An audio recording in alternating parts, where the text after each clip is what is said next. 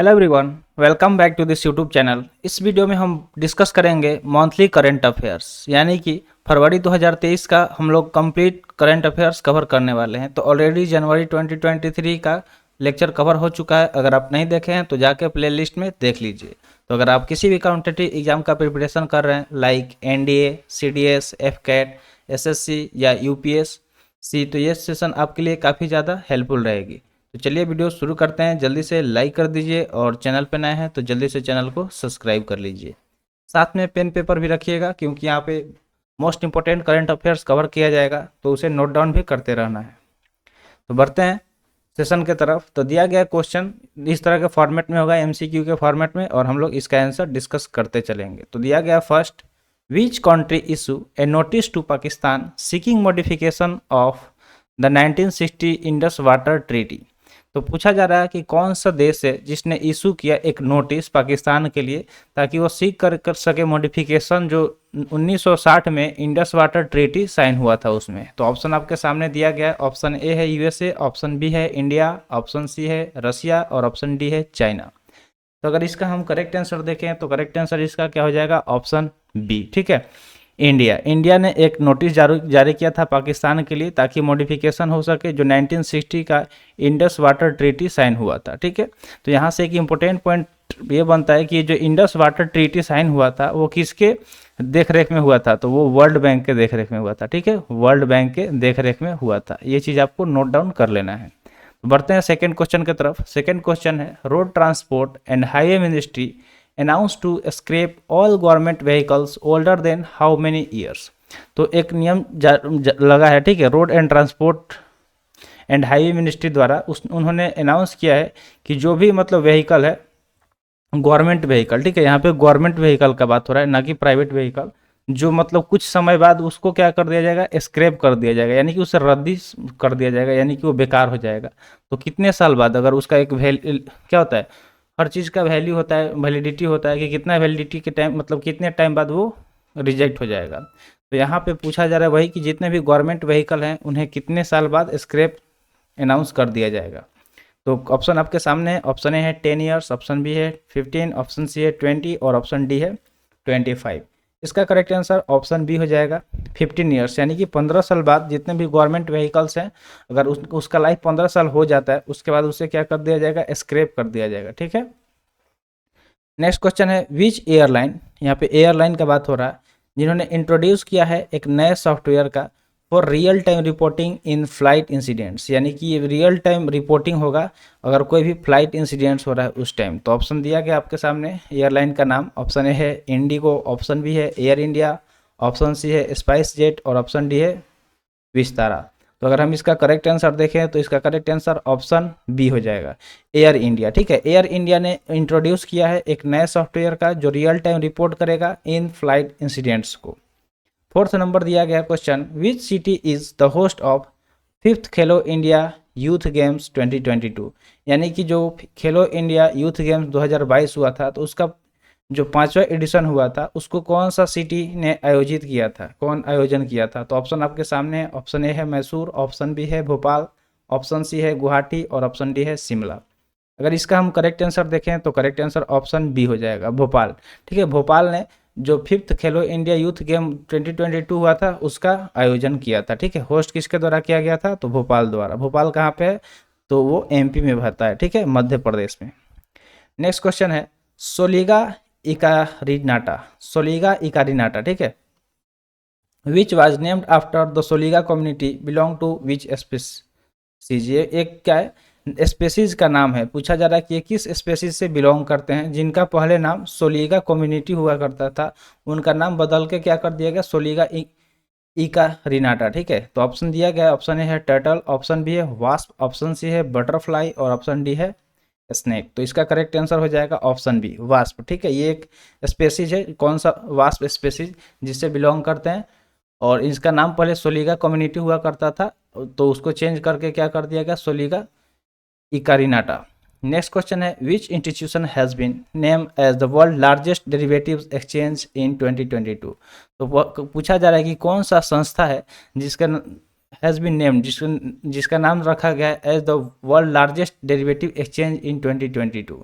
तो 2022 में सबसे ज़्यादा डेरिवेटिव एक्सचेंज हुआ है उसके द्वारा। तो ऑप्शन आपके सामने है, ऑप्शन ए है national stock exchange, option B है Bombay stock exchange, option C है नैस्डैक और ऑप्शन डी है ज़ेंगहाओ कमोडिटी एक्सचेंज। तो इसका अगर हम करेक्ट आंसर देखें तो करेक्ट आंसर इसका ऑप्शन ए हो जाएगा एनएसई। अगर आप शेयर मार्केट के बारे में थोड़ा बहुत भी जानते होंगे तो उसमें एनएसई करके एक टर्म होता है जिसका फुल फॉर्म होता है नेशनल स्टॉक एक्सचेंज, और एक होता है बीएसई जिसका फुल फॉर्म होता है बॉम्बे स्टॉक एक्सचेंज। ठीक है, तो ये आपको ध्यान में रखना है। नेक्स्ट क्वेश्चन दिया गया, which is the first district to register 10,000 new MSME. तो कहा जा रहा है, पूछा जा रहा है कि कौन सा ऐसा पहला जिला बना है जिसने 10 नए एमएसएमई को रजिस्टर किया है, पंजीकृत किया है। तो ऑप्शन ए है कोयम्बटूर, ऑप्शन बी है एर्नाकुलम, ऑप्शन सी है लखनऊ और ऑप्शन डी है सूरत। तो इसका करेक्ट आंसर ऑप्शन बी हो जाएगा एर्नाकुलम। एर्नाकुलम पहला ऐसा डिस्ट्रिक्ट है जिसने 10,000 नए एमएसएमई को पंजीकृत किया है, यानी कि रजिस्टर्ड किया है। नेक्स्ट क्वेश्चन दिया गया, which is the first Asian country to receive financial under resilience and sustainability facility of the IMF. तो पूछा जा रहा है कि कौन सा ऐसा पहला एशियन कंट्री है जिसने प्राप्त किया financing under resilience and sustainability facility, ठीक है, ऑफ द आईएमएफ। तो आईएमएफ का फुल फॉर्म होता है इंटरनेशनल मॉनेटरी फंड। तो उसका एक फैसिलिटी है, तो उस फैसिलिटी का नाम क्या है, रेजिलियंस एंड सस्टेनेबिलिटी फैसिलिटी, इसको हम लोग शॉर्ट में आरएसएफ बोलते हैं। तो इसके अंतर्गत फाइनेंसिंग किसने प्राप्त किया है, कौन सा एशियन कंट्री है, उसका नाम पूछा जा रहा है। तो ऑप्शन ए है इंडिया, ऑप्शन बी है बांग्लादेश, ऑप्शन सी है पाकिस्तान और ऑप्शन डी है नेपाल। तो इसका करेक्ट आंसर ऑप्शन बी हो जाएगा, बांग्लादेश, जिसने प्राप्त किया है resilience and sustainability facility IMF द्वारा। अगला क्वेश्चन है, which state and union territory launch a real time source apportionment super site to tackle pollution. तो पोल्यूशन को टैकल करने के लिए रियल टाइम में जो भी सोर्स एनफोर्समेंट है सुपर साइट का, वो किसके द्वारा लॉन्च किया गया है। ऑप्शन ए है न्यू दिल्ली, ऑप्शन बी है महाराष्ट्र, ऑप्शन सी है वेस्ट बंगाल और ऑप्शन डी है तेलंगाना। इसका करेक्ट आंसर ऑप्शन ए हो जाएगा, दिल्ली। दिल्ली को आप जानते ही हैं पोल्यूशन के मामले में सबसे आगे रहता है, तो इसलिए इन्होंने लॉन्च किया एक real time source enforcement super site, ताकि पोल्यूशन को टैकल किया जा सके। अगला क्वेश्चन है, as per the economic survey. Economic survey के अनुसार पूछा जा रहा है कि what is the budget expenditure on health care as a percentage of GDP in financial year 2023। तो जो मतलब हेल्थ केयर है उस पर कितना खर्चा होने वाला है अगर परसेंटेज के हिसाब से देखा जाए जीडीपी का 2023 के। तो यहाँ पे ऑप्शन दिया गया है, ऑप्शन ए है 2.5%, ऑप्शन बी है 2.1%, ऑप्शन सी है 1.9% और ऑप्शन डी है 1.5%।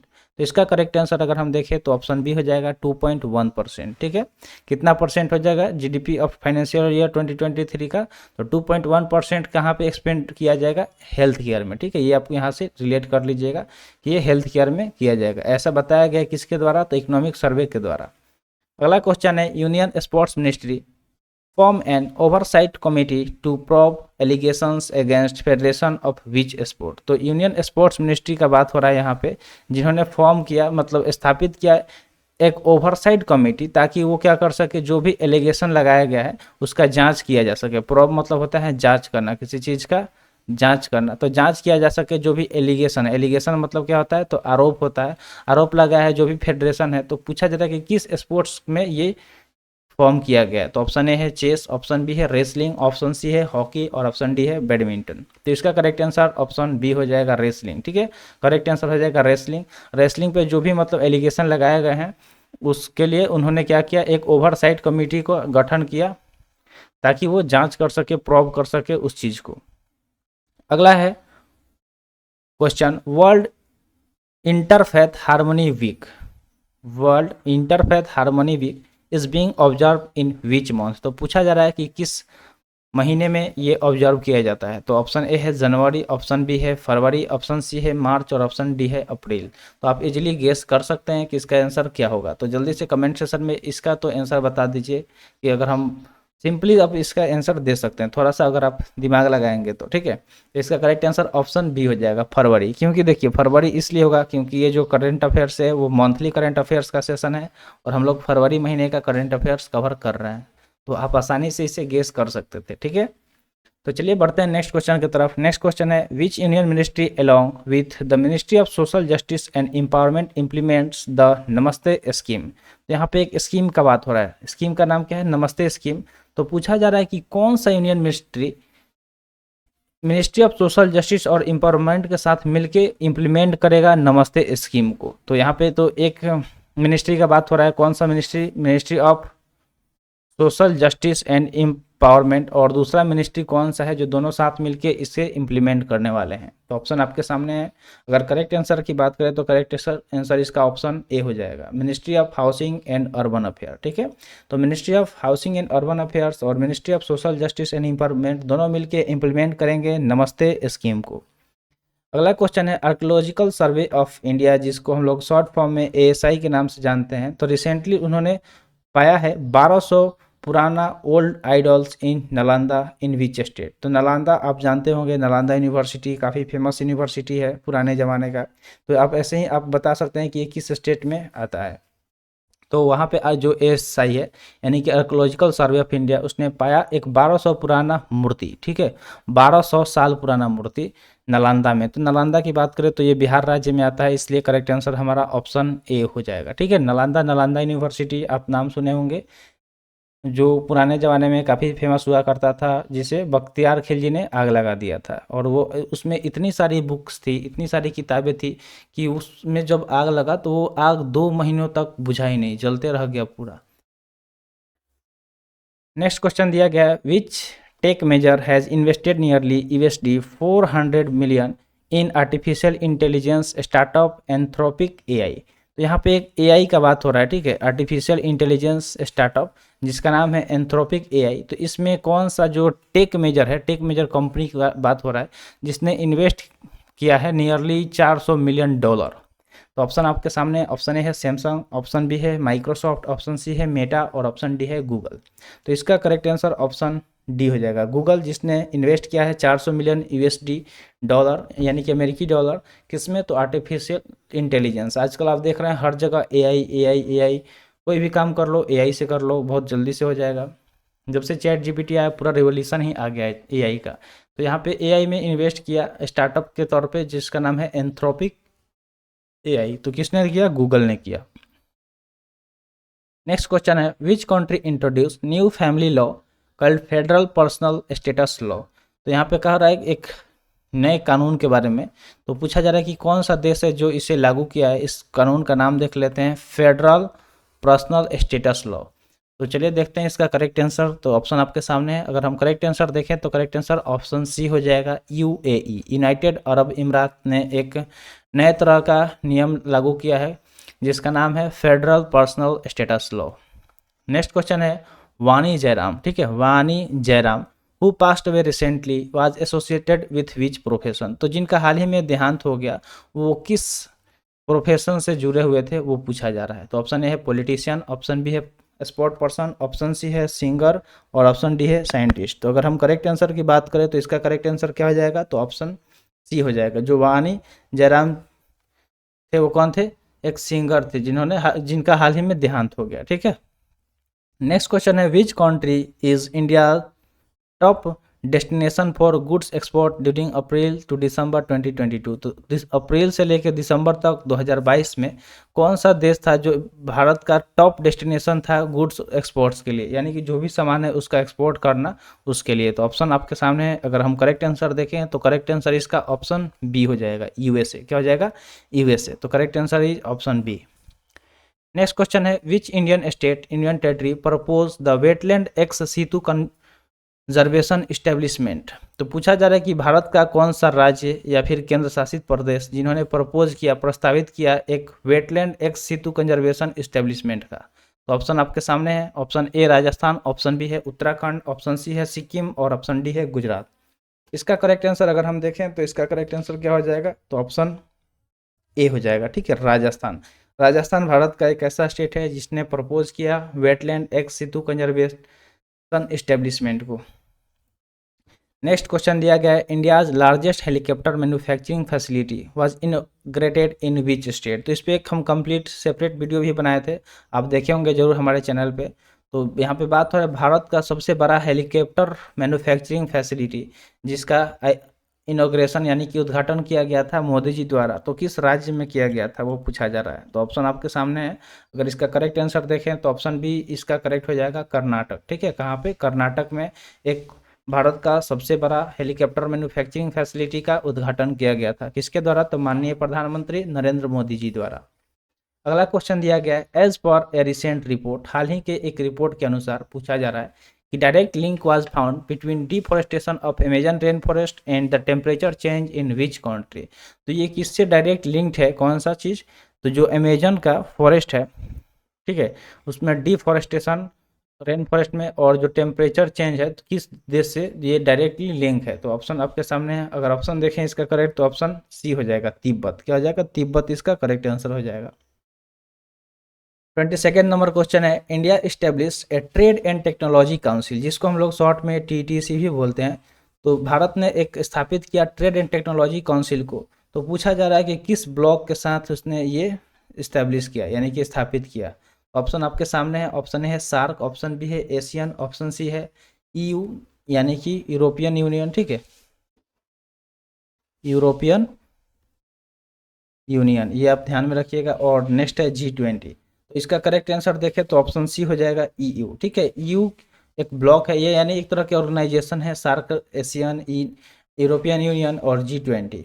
तो इसके साथ मिलकर भारत ने क्या किया? इस्टेब्लिश किया यानी कि स्थापित किया एक ट्रेड एंड टेक्नोलॉजी काउंसिल को।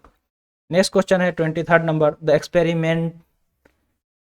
एक्सपेरियंशियल टेक्नोलॉजी इनोवेशन सेंटर। क्या? Experiential technology innovation centre is a newly establish research institute in which institution. तो ये नए तरह का क्या है? इस्टेब्लिश किया गया है रिसर्च इंस्टीट्यूट की, तो वो किस इंस्टीट्यूट के तहत आता है वो पूछा जा रहा है। तो ऑप्शन आपके सामने है। ऑप्शन अगर हम देखें इसका करेक्ट आंसर तो करेक्ट आंसर ऑप्शन सी हो जाएगा, आईआईटी मद्रास। आईआईटी मद्रास के तहत के अंतर्गत एक नए एक्सपेरिमेंशियल टेक्नोलॉजी इनोवेशन सेंटर का स्थापना किया गया। नेक्स्ट क्वेश्चन है, what is the rank of India? What is the rank of India in global quality infrastructure index 2021, यानी कि जो 2021 का ग्लोबल क्वालिटी इंफ्रास्ट्रक्चर इंडेक्स था उसके अंतर्गत हम देखें तो भारत का उसमें क्या रैंक था। तो ऑप्शन आपके सामने है। ऑप्शन ए है फर्स्ट, ऑप्शन बी है थर्ड, ऑप्शन सी है फिफ्थ और ऑप्शन डी है सेवेंथ। इसका करेक्ट आंसर ऑप्शन सी हो जाएगा, फिफ्थ, यानी कि पांचवा रैंक था भारत का किसमें? तो ग्लोबल क्वालिटी इंफ्रास्ट्रक्चर इंडेक्स 2021 का। अगला क्वेश्चन है, which city is the host of third edition of Khelo India winter game. तो यहाँ पे देखिए तीसरा एडिशन यानी कि तीसरे संस्करण का बात हो रहा है कि इसका तो खेलो इंडिया विंटर गेम का। तो पूछा जा रहा है कि इसका होस्ट कौन था, कौन सा शहर था।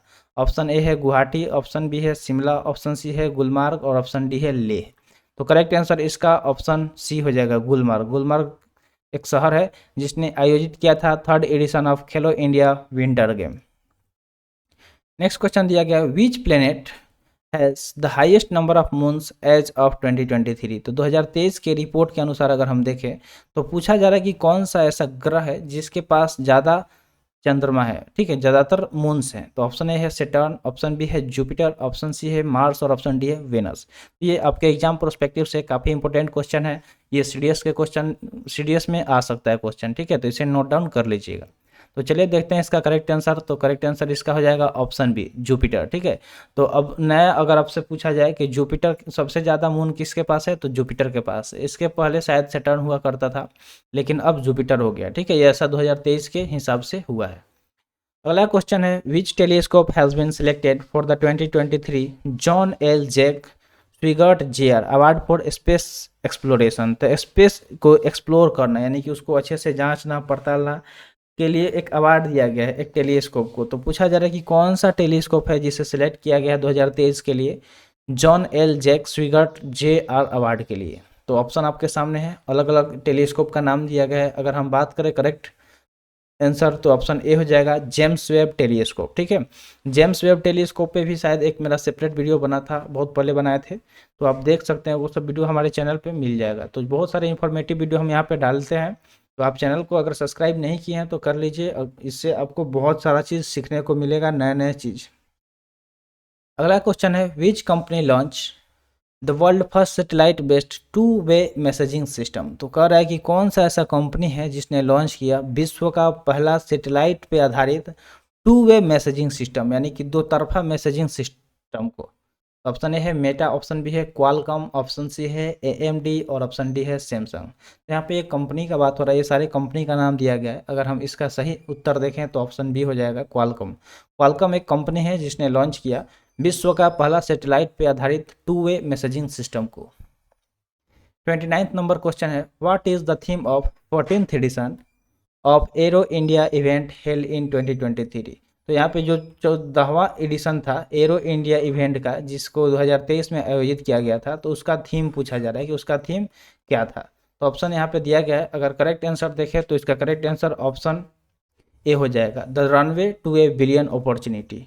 इसका थीम क्या था, the runway to a billion opportunity. जो एक रनवे होता है वो बहुत सारे अपॉर्चुनिटी प्रोवाइड करता है, ठीक है। तो वही चीज़ यहाँ पे इसका थीम था। नेक्स्ट क्वेश्चन है काला घोड़ा आर्ट फेस्टिवल। यहाँ पे एक आर्ट फेस्टिवल का बात हो रहा है जिसका नाम है काला घोड़ा art festival. Which was seen in the news is held at which city.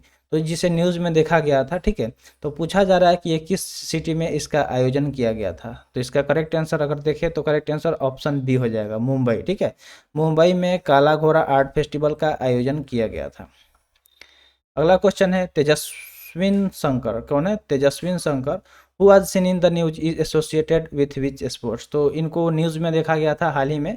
तो पूछा जा रहा है कि ये किस स्पोर्ट से जुड़े हुए हैं, ठीक है, किस स्पोर्ट से जुड़े हुए हैं। तो ऑप्शन आपके सामने, ऑप्शन है वेट लिफ्टिंग, ऑप्शन बी है हाई जंप, ऑप्शन सी है क्रिकेट और ऑप्शन डी है चेस। तो अगर हम बात करें तेजस्विन शंकर का, तो ये जुड़े हुए हैं हाई जंप से, ठीक है। ये हाई जंप एक स्पोर्ट्स है जिससे वो जुड़े हुए हैं, जिनको हाल ही में न्यूज़ में देखा गया था। अगला क्वेश्चन है which union ministry signed an MOU with digital green to build a national level digital expansion platform. तो कह रहा है कि कौन सा यूनियन मिनिस्ट्री ने साइन किया एक मेमोरेंडम ऑफ अंडरस्टैंडिंग को विथ डिजिटल ग्रीन के साथ, ताकि वो निर्माण कर सके एक national level digital extension platform को। तो इसका करेक्ट आंसर हो जाएगा option C, ministry of agriculture and farmer welfare ने साइन किया एक एमओयू डिजिटल ग्रीन के साथ मिलकर, ताकि वो निर्माण कर सके एक national level digital extension platform को। तो इसका करेक्ट आंसर क्या हो गया, ऑप्शन सी। नेक्स्ट क्वेश्चन है what is the name use to describe a group of synthetic chemical called per and polyfluoroalkyl substances. तो पूछा जा रहा है कि उसका क्या नाम है जिसने डिस्क्राइब किया एक ग्रुप ऑफ सिंथेटिक केमिकल को, ठीक है। डिस्क्राइब किया यानी कि उसके बारे में बताया, किसके बारे में, तो ग्रुप ऑफ सिंथेटिक केमिकल्स जिसको बोला गया पर एंड पॉलीफ्लोरो एल्किन सब्सटेंसेस। तो यहाँ पे ऑप्शन दिया गया, ऑप्शन अगर हम देखें तो ऑप्शन ए है फॉरएवर केमिकल्स, ऑप्शन बी है ultra synthetic chemical, option C है इको केमिकल और ऑप्शन डी है आइस केमिकल। तो इसका करेक्ट आंसर ऑप्शन ए हो जाएगा, फॉरएवर केमिकल्स, ठीक है। फॉरएवर केमिकल्स ने डिस्क्राइब किया ग्रुप ऑफ सिंथेटिक केमिकल जिसको हम लोग पर एंड पॉलीफ्लोरो एल्किल सब्सटेंस के नाम से जानते हैं। अगला है ब्रिगेडियर बी.डी. मिश्रा। क्वेश्चन अगला क्या है, ब्रिगेडियर बी.डी. मिश्रा जो रिटायर्ड हो चुके हैं हैज़ बीन अपॉइंटेड, जिनको मनोनीत किया गया है एज द गवर्नर या lieutenant general of which state या यूनियन टेरिटरी। तो आप जानते हैं कि लेफ्टिनेंट गवर्नर कहाँ पे होता है, तो यूनियन टेरिटरी में होता है और गवर्नर स्टेट में होता है। तो इसलिए दोनों पूछा गया ताकि आप थोड़ा सा कंफ्यूज हो जाए। तो अगर हम इसका करेक्ट आंसर देखें तो करेक्ट आंसर इसका ऑप्शन डी हो जाएगा, लद्दाख। लद्दाख क्या है, एक यूनियन टेरिटरी है, तो ये आपको ध्यान में रखना है। तो वहाँ का ही लेफ्टिनेंट गवर्नर किसे बनाया गया, तो ब्रिगेडियर बी.डी. मिश्रा जो कि रिटायर्ड है।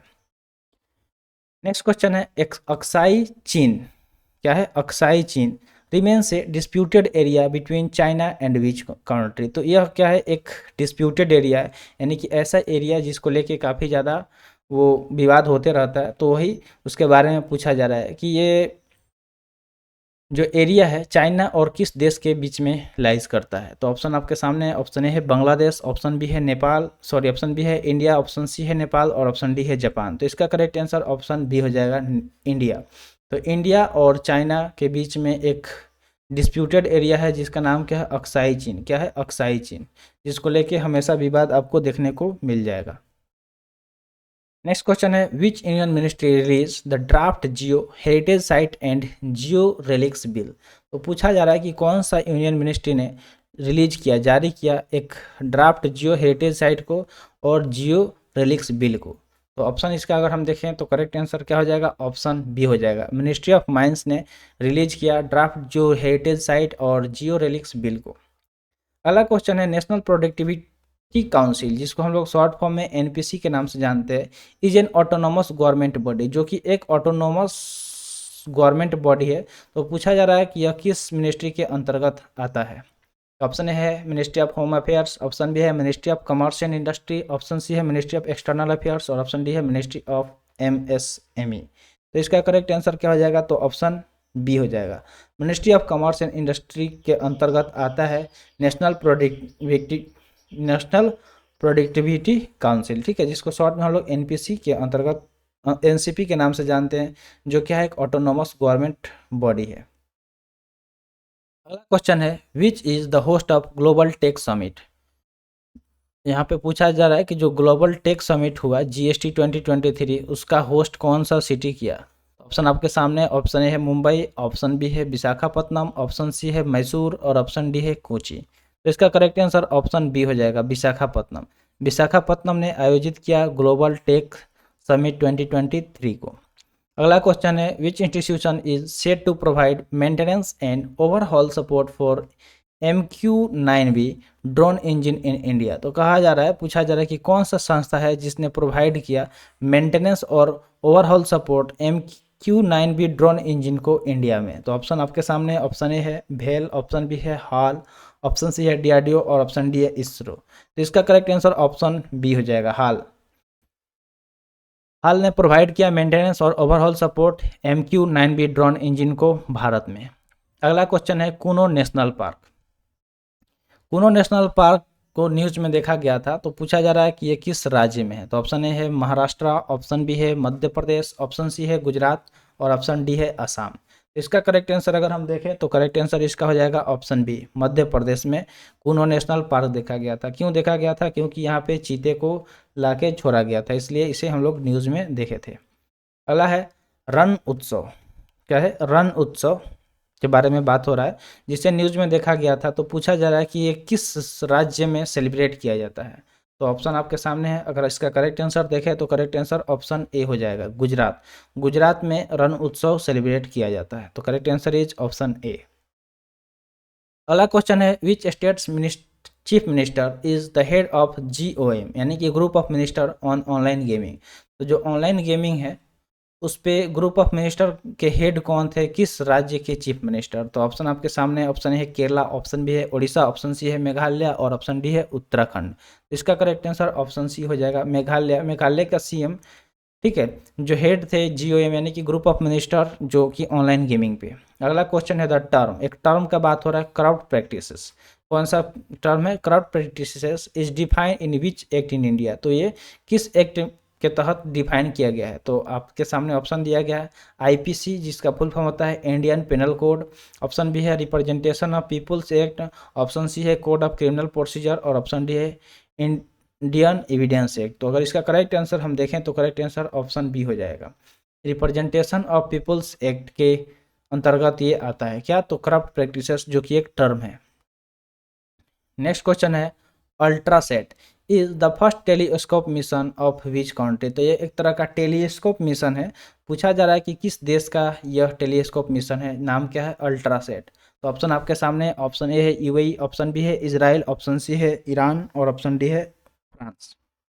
अगर इसका हम करेक्ट आंसर देखें तो इसका करेक्ट आंसर क्या हो जाएगा, ऑप्शन बी हो जाएगा, इजराइल, जिसने एक मिशन, जो मिशन पे काम कर रहा है, जिसका नाम क्या है, अल्ट्रासेट, जो कि फर्स्ट टेलीस्कोप मिशन है इजराइल का। अगला है which countries fertility rate is the lowest in world at 0.78 इन 2022। तो 2022 की अगर हम बात करें तो पूछा जा रहा है कि कौन सा ऐसा देश है जिसका फर्टिलिटी रेट सबसे लोएस्ट दिखा गया था, जो कि कितना पे था, 0.78 पे था। तो ऑप्शन आपके सामने है, अगर इसका करेक्ट आंसर हम देखें तो करेक्ट आंसर ऑप्शन बी हो जाएगा, साउथ कोरिया। ठीक है, क्या हो जाएगा, साउथ कोरिया हो जाएगा, जिसका फर्टिलिटी रेट सबसे कम देखा गया था पूरे दुनिया भर में। कितना था 2022 में, तो 0.78 था। नेक्स्ट क्वेश्चन है, what is INS Sindhu Kesari. जो आईएनएस सिंधु केसरी है वो क्या है, जिसे हाल ही में न्यूज़ में देखा गया था। तो इसके बारे में पूछा जा रहा है कि मतलब इसका टाइप क्या है। तो क्या यह एक मिसाइल है, या सबमरीन है, या वारशिप है, या आरवी यानी कि रिसर्च वेसल्स है। तो अगर हम बात करें आईएनएस सिंधु केसरी का, तो वह एक तरह का सबमरीन है। क्या है? सबमरीन है। तो करेक्ट आंसर क्या हो जाएगा? ऑप्शन बी, जिसको हम लोग हिंदी में पनडुब्बी के नाम से जानते हैं। ठीक है। अगला है the union cabinet approve the air services agreement between India and which country. तो जो यूनियन कैबिनेट है उसने अप्रूव किया, मंजूरी दे दिया एक एयर सर्विसेज एग्रीमेंट को। तो पूछा जा रहा है कि भारत और किस देश के बीच में इस एग्रीमेंट हुआ था जिसे अप्रूवल दिया गया। तो ऑप्शन आपके सामने है, ऑप्शन सी इसका करेक्ट हो जाएगा, गुआना। क्या हो जाएगा? गुआना और भारत के बीच में इस एग्रीमेंट को मंजूरी दिया गया। नेक्स्ट क्वेश्चन है which country launch the Soyuz MS-23 space flight. तो यहाँ पे एक स्पेस फ्लाइट का बात हो रहा है जिसका नाम है सोयूज MS-23 स्पेस फ्लाइट। तो पूछा जा रहा है कि कौन सा देश है जिसने इसे लॉन्च किया। ऑप्शन आपके सामने है, ऑप्शन ए है रसिया, ऑप्शन बी है सऊदी अरबिया, ऑप्शन सी है इजराइल और ऑप्शन डी है UAE। तो इसका करेक्ट आंसर ऑप्शन ए हो जाएगा, रसिया। रसिया ने लॉन्च किया सोयूज MS-23 स्पेस फ्लाइट को। नेक्स्ट क्वेश्चन है poverty reduction and growth fertility. Poverty reduction and growth fertility, जिसको हम लोग शॉर्ट में PRGT बोलते हैं, is A division of which institution. तो ये एक तरह का डिवीजन है, पार्ट है। तो किस इंस्टीट्यूशन का है वो पूछा जा रहा है। तो ऑप्शन आपके सामने है, ऑप्शन ए है IMF यानी कि इंटरनेशनल मॉनेटरी फंड। ठीक है, इसको शॉर्ट में IMF के नाम से जाना जाता है। वर्ल्ड बैंक WB के नाम से जाना जाता है। वर्ल्ड इकोनॉमिक फोरम WEF को नाम से जाना जाता है। और एक है ADB यानी कि एशियन डेवलपमेंट बैंक। तो पूछा जा रहा है कि ये कौन सा मतलब इंस्टीट्यूशन का एक डिवीजन है। क्या? तो poverty reduction and growth fertility. तो इसका करेक्ट आंसर ऑप्शन ए हो जाएगा, IMF यानी कि इंटरनेशनल मॉनेटरी फंड का एक तरह का डिवीजन है, यानी कि उसका एक भाग है। ठीक है। नेक्स्ट और आज के सेशन का लास्ट क्वेश्चन है Phukot Karnali hydro power project. एक हाइड्रो पावर प्रोजेक्ट का बात हो रहा है जिसका नाम है Phukot Karnali hydro power project, जो कि एसोसिएटेड है विच कंट्री के साथ। पूछा जा रहा है कि किस देश के साथ ये एसोसिएटेड है, वो पूछा जा रहा है। ऑप्शन आपके सामने, ऑप्शन है सिंगापुर, ऑप्शन बी है नेपाल, ऑप्शन सी है बांग्लादेश और ऑप्शन डी है म्यांमार। अगर इसका करेक्ट आंसर हम देखें तो करेक्ट आंसर इसका ऑप्शन बी हो जाएगा, नेपाल। ठीक है। जो Phukot Karnali hydro power project है वो नेपाल से जुड़ा हुआ है। तो आई होप आपको सारे क्वेश्चन क्लियर हो गए होंगे। तो आज के लिए इतना ही। आज का सेशन यहीं पे समाप्त हुआ। सेशन कैसा लगा कमेंट सेशन में ज़रूर बताइएगा। तो मिलते हैं फिर अगले वीडियो में। अगला लेक्चर हमारा होगा मार्च 2023 का कंप्लीट करंट अफेयर्स। तो मिलते हैं फिर अगले वीडियो में। Thanks for watching. जय हिंद।